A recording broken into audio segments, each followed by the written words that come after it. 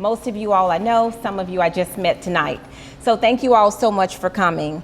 And it really feels good to be at home. So with Patricia, we have been going to several different cities now, but they have been more so private events. This is the first public one, and we wanted the public event to be in my hometown.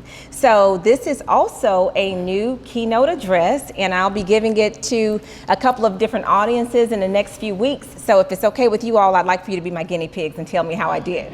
Absolutely. Okay, all right. So I want to start off first by thanking Habitat for Humanity and their representatives for reaching out and mentioning when they found out that we were going to do a public event in Memphis. They opened up this beautiful facility, and this is the first event that they have had in the facility. So if you're looking for a nice venue, they are opening it up to the public beginning in June or July. So I really appreciate you guys for allowing us to be here. Also to Builder Books, to my publisher, Patricia Potts. It was a lofty aspiration. Patricia is from the National Association of Home Builders, and if you don't know who the National Association of Home Builders is, they're based out of Washington, D.C., and they write the code for housing and residential construction. So when a general contractor goes to take their test, there's like 18 books that we have to study before getting the license, and Patricia publishes the majority of those. So my book is the first of its kind, and when I reached out to Patricia and presented her my book, I thought that, again, Rod told me send it to the Authority of Housing, and they might be interested. And I was like, oh no, but anyone who knows my husband, he thinks a lot bigger than I do. And so 2 weeks later, my LinkedIn was buzzing. I started having people from DC and even Congress people, publishers, marketing people from her organization started looking and vetting me, and they called and said that they had been looking for me for 10 years. Wow. Because it's such a dire need for individuals to be in construction. By the year 2035, Americans will not be building our infrastructure because so many of us do not know how to build anything. Only 1.1% of construction companies are owned by African American women, and 6.8% of builders are African American, and 11% of builders are women in general. So there is a dire need for people to enter into the construction industry. It's also a national security threat for us not to have Americans building our infrastructure. So this book is really a call to action for individuals to look into the trades as areas to pursue their careers. I also want to say a special thank you to Tam Gladney. For many of you all, you know Tam. Tam is my personal assistant, and anything that needs to be done, she gets it done. She makes my life a lot easier, and it's really nice because I've been knowing her since I was 14 years old. And we have had a continuous friendship, and my husband and I trust her with everything. So it's very rare that you get a chance to, live out your dreams with your bestie. So thank you, Tam, for being here for me. I'd also like to thank Darby. Darby uprooted his family in Dallas when we decided to open up this business, and he saw that he wanted to come and help us as a family to have this family-owned business. He's brought about innovation, technology, and has taken us to a whole nother level, has gotten us in the state of Mississippi, and soon we'll be in Arkansas, and he travels around with me when we go into different places so that we can always be safe. And he's my personal bodyguard at that. So he wears a lot of hats. So I get the chance to be a tourist in the cities that we've been able to go to and speak about the book because we have the freedom of movement, because he's always by my side. But tonight isn't just about the book, it's about all of us. It's about our stories, our struggles, and our strengths. And it's also about how we rise and how we step into our power. And that's a tagline of the book. And it's very unrelated to building houses, but it's also very related to building houses. Because when you decide to step into an industry and step into places and spaces where people do not look like you and where they're not always accepting, it can be very difficult. And whether we're doing that in our own careers or not, it's good for you to step into your own individual power. But before we do that, let me ask you a question. What do diamonds, fine wine, and fingerprints all have in common? Does anyone want to take a stab at that? And fingerprints. Tam. None of them are the same. Absolutely. And you know what else, other than their uniqueness? They come from pressure and patience, and they're unique. So diamonds, let's talk about them first. That's one of the things that I love the most. But anyway, diamonds are created, we all do, right? Okay, it's very true, a girl's best friend. So diamonds are created deep underground in darkness, under extreme pressure, and it takes millions of years for a beautiful stone to be created. When it comes to the richest wine, it comes from grapes grown in tough soils, drought, rocky lands, and a relentless sun. And fingerprints, no two are the same. No two in the world. They're shaped by the very twists and turns that life can bring, and it's a personal journey, and from the moment you are formed. And so are you. You were never meant to blend in. You were made to stand out. You were not made to shrink. You were made to shine. But here's the truth. Stepping into your power doesn't always come easily. It takes struggle sometimes. It takes courage. Hi, welcome. It takes faith, and it takes a daily effort. So I want to be clear about something too, because we all may struggle with things that might have happened in our past, but we're not our past. We're not our mistakes, because our mistakes are our lessons. Our failures, all they are is training. Your detours, they're just part of the journey. So some of us has fallen, some of us have lost, but falling is not the end, because it's how we rise when we fall, and how we rise defines us. So I want to remind you tonight that your story isn't over. If there's a dream that you're holding on to, you are not too late.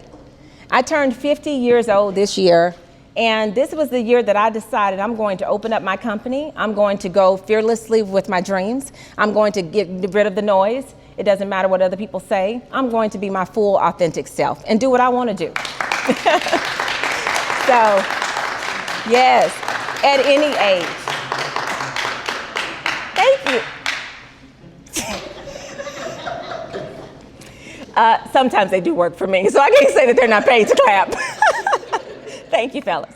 But I also want to say that you're not broken and you're not behind. You are being shaped for something better. You're shaped to survive. So whether you are here today feeling powerful, or maybe you're just feeling tired, you still have purpose. You still have power, and you still have time. So let's talk about fingerprints. So every fingerprint in this room is vastly different. And that's not just science. It's by divine design. You know, sometimes we spend too much time, I know I have, too much time comparing ourselves to other people, how they walk, how they talk, what they have, how they drive, what they possess, what they post. But listen to me, comparison is the enemy of power. It's the enemy of stepping into your power.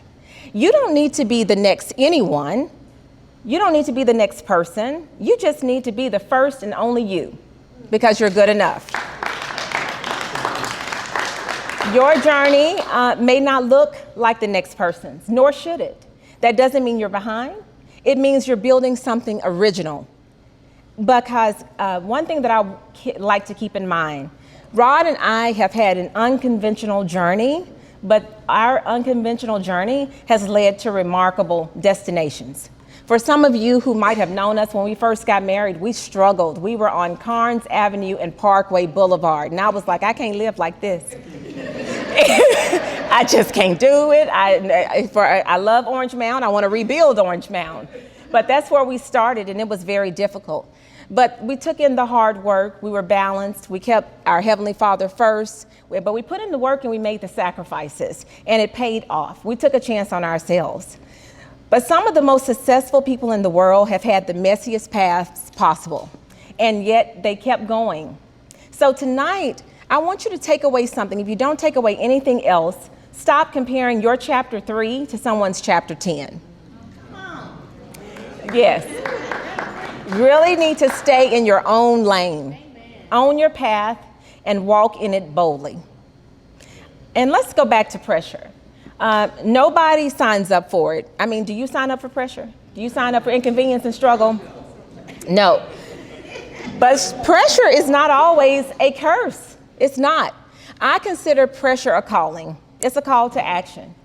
You don't have to, you don't know how strong you are until strength is your absolutely only option. You don't know how wise you are until life forces you to figure some stuff out. And you don't discover your power in the easy moments. You discover it when everything is on the line. That's when you determine how powerful you're going to be. So some of the hardest seasons in my life didn't feel like a blessing at the time. And my mom can tell you that. So, a lot of times it did not feel like a blessing. It felt like a curse. But looking back, they were shaping me, they were stretching me, and they were preparing me for this moment. And that pressure you're feeling is doing the same to you. You are being molded into something extraordinary. You really are. And you just need to hold on. You really do. So people think stepping into power means making some big dramatic move. But more often than not, it's just those small steps that really matter, putting one foot in front of the other and deciding each morning when you wake up that you're going to do something different. It's deciding to show up. It's deciding to make that phone call. It's deciding to submit your manuscript when you think that nobody's going to take you seriously, but then you get a book deal. That's what that looks like. It looks like taking a class, sending the email to someone you need to reach out to, drinking the water so you can start losing some weight. But more importantly, it starts with forgiving yourself. Because the forgiveness of ourselves is the most powerful thing that we can do, because oftentimes it's our internal voices that hold us back. So you don't need to leap a mountain today. Just take one step. And tomorrow, just take another one. Because small steps every day add up to true transformation. So let me tell you, there is no elevator to your purpose, and you're going to have to take the stairs. You're just going to have to do it. But you just need to keep climbing, and eventually you will get there. And sometimes you need to take a pause, take a break, have a sit down, but you need to keep climbing because it's no elevator to success. And you'll be stronger, and you will be better for it. Now, I know that this might seem a little funny. I know I've been talking about some serious stuff here, but I just recently watched the new Lion King. Has anybody seen it? Okay. Yes, Mufasa. And so I watched it with my nephew, Jalen. He was over visiting, and I said, let's pull up and let's watch this. They said it's a really good book. And I mean, not a book, movie. And one of the things that I noticed about Mufasa is that he was a brilliant leader. Just some great lessons. Cartoon or not, that lion has some wisdom. He taught us about responsibility, resilience, mentorship, integrity, balance, and legacy. He didn't lead through fear, he led with compassion. He listened, he taught others, he modeled what it means to stand tall even when it's hard, and he faced his fears even when the odds were up against him. But there's one line that stuck with me in all of the Lion King series, and it was, remember who you are. So that's the message I want to leave with you tonight. You don't have to change yourself to be powerful. You need to remember who you are. The child of Memphis, the survivor, the innovator, the community builder, the cycle breaker, the dreamer, and the doer. So power doesn't come from pretending, it just comes from remembering. So let's bring it full circle. Diamonds, wine, and fingerprints, they're all strong. They are valuable, they are rare, and so are you. You were shaped by pressure. You were grown in rough soil. It's not easy living in Memphis. We have a lot of odds against us. We don't have lots of opportunities, and it can be very difficult. So we can consider this as rough soil sometimes. But we were designed to be different. And your story with all the twists and turns are no accident. It's your power. So tonight, I'm not here to tell you to find your power. I'm here to remind you you've always had it. And if you're ready to walk boldly in who you are and in your story, in your past, in your gift, then stand up right now. Let's stand up. Because this moment is yours. And I want you to turn next to the person next to you. Mama, you can stay sitting down if you want to. Mama want to stand in her power too.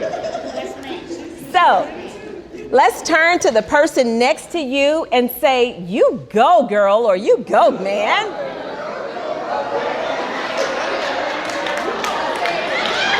You got this.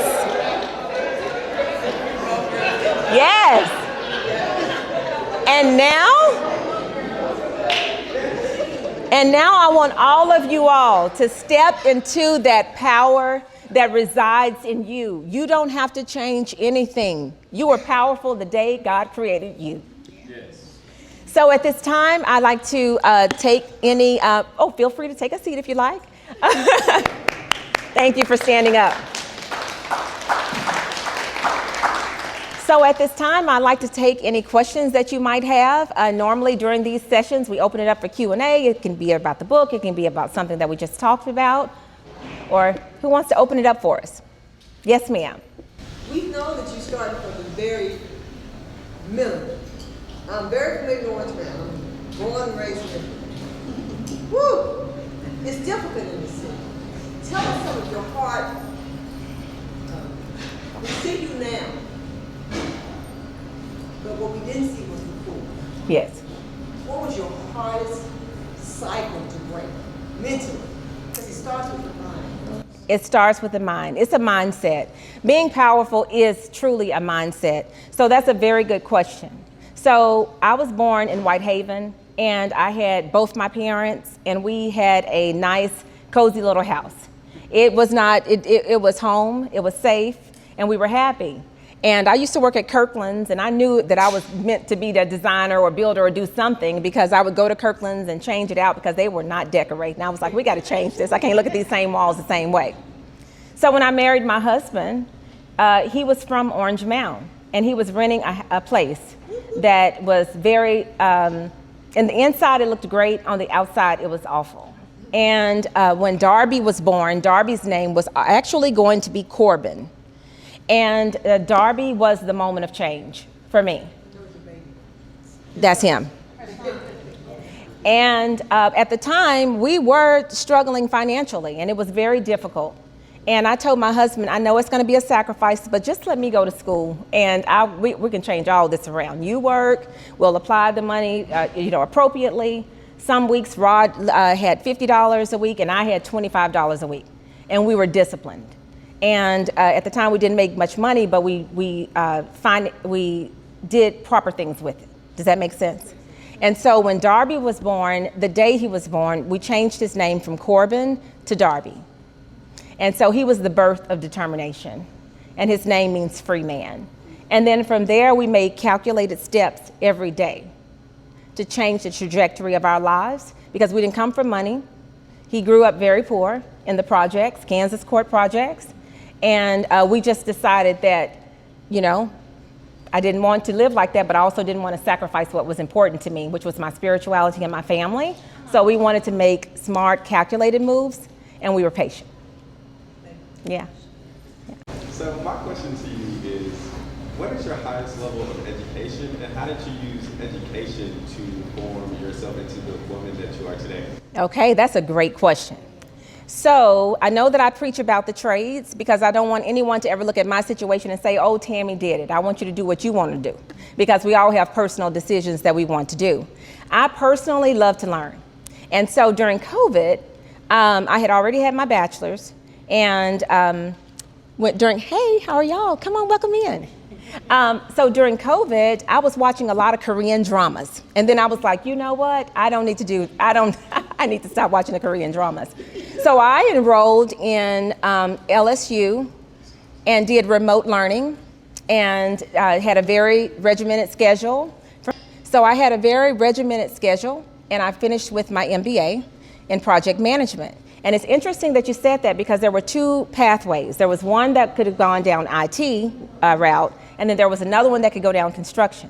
So I decided the construction route. This is before we even opened the company. And as we started, as I was learning more in project management, I said a general contractor is nothing but a project manager. And so I finished with the MBA, and then while I was there, I decided to, again, use my time wisely. While I was there, I was already learning about Six Sigma. So I just tested out of Six Sigma prior to graduation, so I got my Six Sigma certification in Greenbelt. Thank you. You're welcome. Ethan. Ethan, everyone, this is Ethan. Ethan, come up here. I have got to say that Ethan is Tam's husband. And Ethan and I have been knowing each other since we were 8 years old. And Ethan can attest to the fact about how much I love to learn stuff. So Ethan was my first bodyguard. Thank you, Ethan. As Kim would say, well, Kim knows, she went to school with me too. People used to want to beat me up the last day of school. So Ethan kept that from happening. So Ethan, tell them about that time we were in world geography. First of all, Tammie could never go to the last day of school. No. So many people wanted to beat her. She could never go to the last day of school. I got beat up just one time though. But yes. I can remember one time that we were in class, and when the teacher left the room, all the kids would just relax, everybody just doing what they want to do and kind of chilling out. We glad the teacher gone. And Tammie would be like, "Hey guys, I have a wonderful idea. Why don't we all just sit down, converse with each other, and when the teacher comes back in, he'll be so impressed with our conduct that he'll give us extra credit. And it will all help all of our GPAs." So, we are in classes with guys that are not, they just wait for class to be over with so they can go do something else. And the guy's like, "Man, I just want to beat her up." And I'm like, "Hey, just don't pay no attention to her, man. Just don't pay no attention to her." So Ethan, you got to tell him about the test.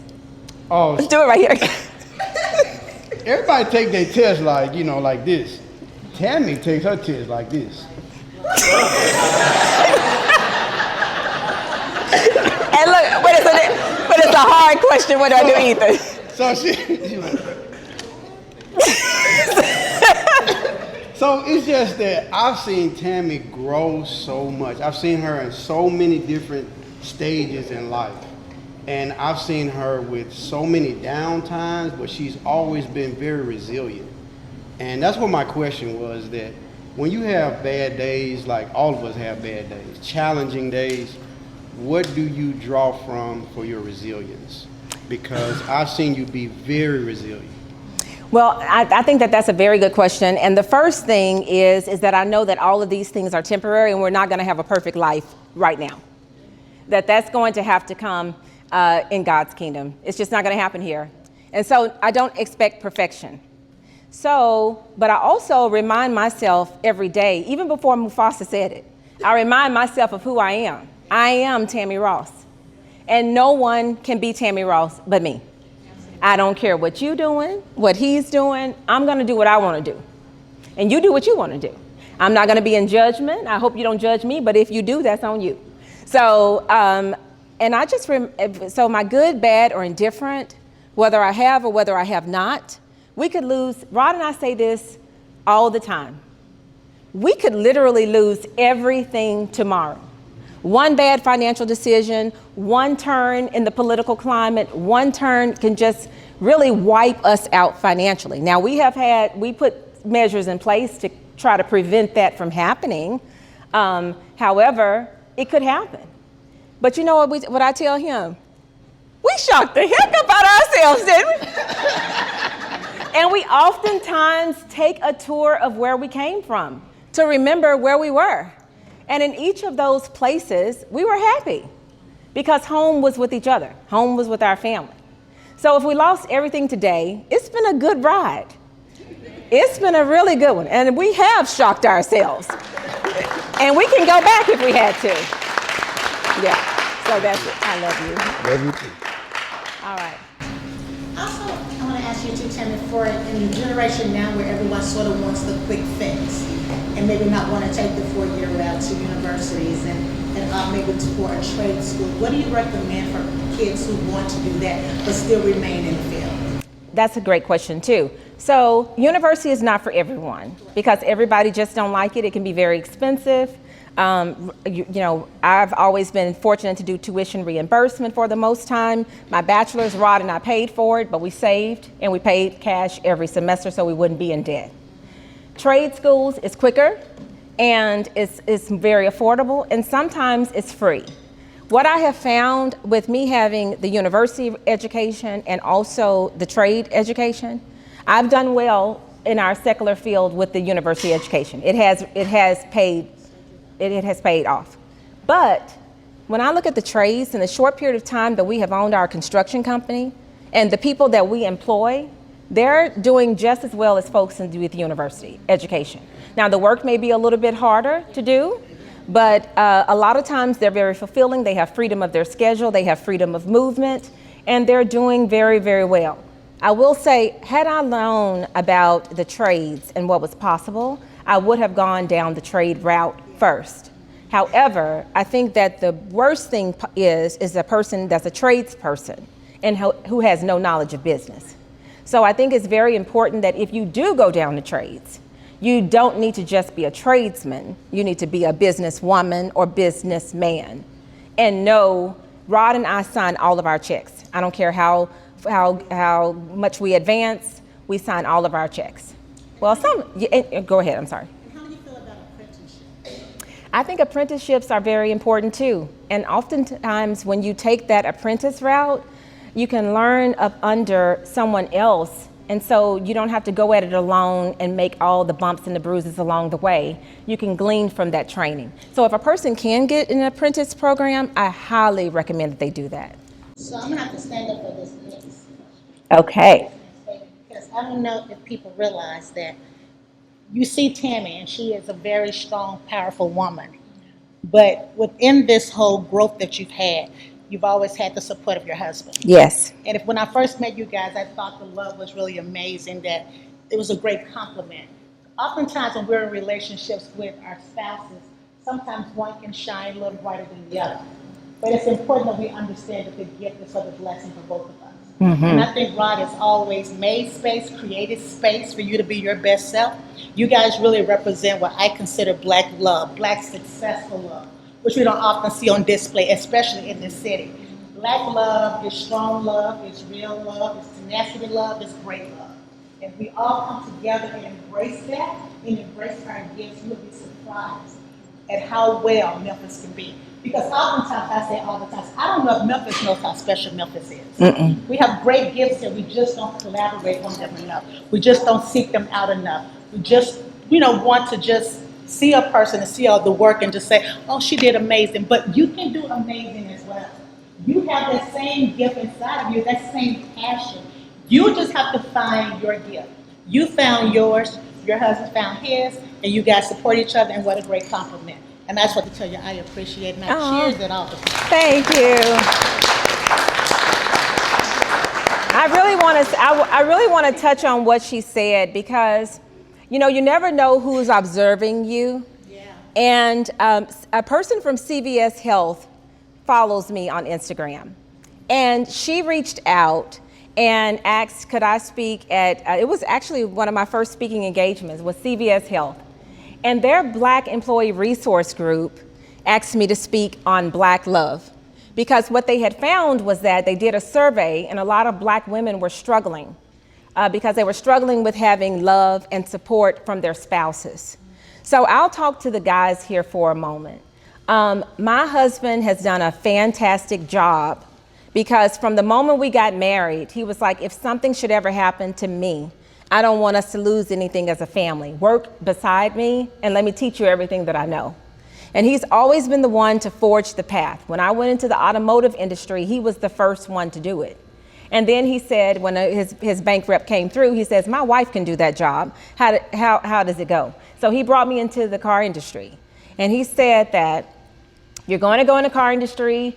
It's male dominated. First he asked me, did I want to do it? He didn't say you're going to go in it, but he just suggested that it would be a good industry to go into instead of the one that most women would go into, healthcare, customer service, beauty, and things along those lines. And so he was confident in himself to put me in a male dominated industry and to teach me his profession. And then after that, when we got into construction and we started building our own houses, I was right there beside him and he taught me along the way. So I think that a man that can also lead from behind is a very powerful man, because I'm the face of the company, but it's our company. And it would not be here if it was not for Rod and if he had not taught me the things that he's taught me. So I'm very appreciative of the fact that because our company stands on his shoulders and he's very comfortable in himself and his masculinity to allow me to be all that I want to be and be supportive of that, not feel threatened out of it, and not be in competition. And I thought that that was a dilemma that an isolated incident. But for a lot of women, it's a struggle. In fact, when CVS Healthcare did a nationwide study, 82% of Black women felt as if their spouse or their significant other was in competition with them, and it was holding both of them back. Because Rod has always been like, hey, you do this because it's coming back to our household, and he's the head of our household, and that has never changed. So my advice to women, they ask me, how do you be in your own success and still be married? And one of the things that I did is that age-old thing that we have in the Bible: respect your husband, and he's supposed to show you love. And if everyone knows that marriage, the institution of marriage, you think about it, it has a hierarchy. Somebody has to be the head.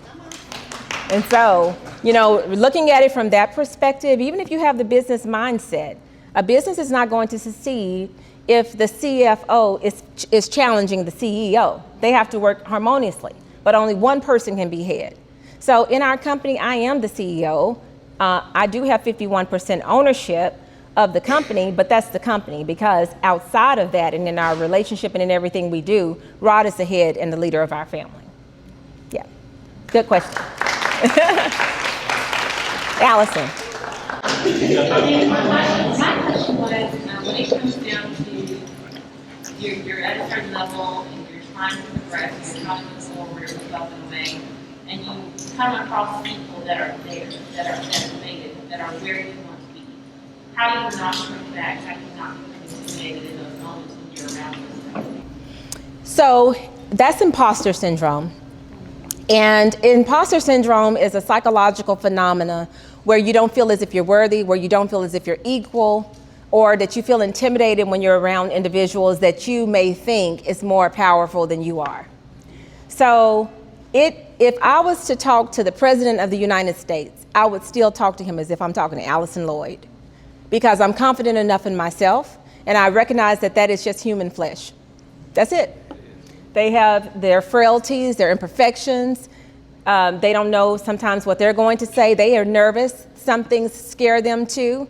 And in a lot of ways, they're not qualified in some things, but they find their way.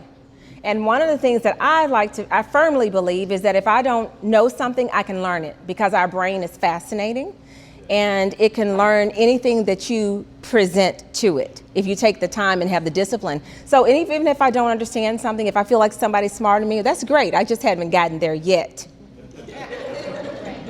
Yes. Did that answer your question, Allison? Okay, good.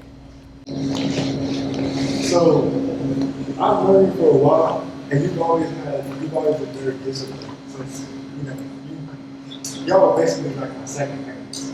So have you always had that discipline? And if you haven't, what was the step that you took to become disciplined? So I must say that my family was very disciplined and very regimented, and so we knew what we were doing at any given time. And so we always had a schedule that we operated under. And I think that discipline is just about having a good routine. And then I'm glad that you asked that, because that was something that I was telling you that, hey, you're getting older, you need to stop playing so much. And I love you, but you play too much. So, and not to put him on blast, you know what I mean? Because most young people play too much. And like I told you, and I still stand true to that it's good to play, but you need to put a percentage to that. Because, we have a great time, but we determine how much play we're going to do. And then you've heard of that principle about those three balls: your spirituality, your family, and then your work, and then everything else is sand. And sometimes you can just have too much sand. So you have to just eliminate that. So I think that discipline starts with first putting what's important first and not ever getting away from that, because that's going to be your foundation. And then factor in play. but put it in perspective. And then just do a little bit each day. It takes time, but you're in a place of privilege, and it's great. You know, you have two parents that love you, so you're very much a minority because you're not a part of a single parent household. So it's great that you have that, but I think that you are developing into a wonderful young man. So just keep on the path that you're doing and just do a little bit less play.